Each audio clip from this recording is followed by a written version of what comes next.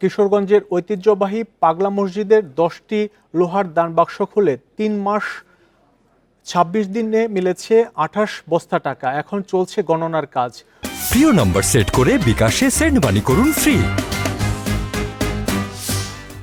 সকালে জেলা প্রশাসক ও পাগলা মসজিদের সভাপতি মোহাম্মদ আবুল কালাম আজাদ ও জেলা পুলিশ সুপার মোহাম্মদ রাসেল শেখের উপস্থিতিতে মসজিদের 10টি সিন্দুক খোলা হয়। পরে 28টি বস্তায় ভরে এসব টাকা নেওয়া হয় মসজিদের দোতলায়। টাকা ছাড়াও বরাবরের মতো স্বর্ণ, রূপা, বিভিন্ন দেশের মুদ্রা পাওয়া গেছে এসব দান সিন্দুকে। মাদ্রাসার 134 ছাত্র, 10 শিক্ষক, রূপালী ব্যাংকের 70 কর্মকর্তা ও 10 জন আনসার সদস্য টাকাগুলোর গণনার কাজ করছেন।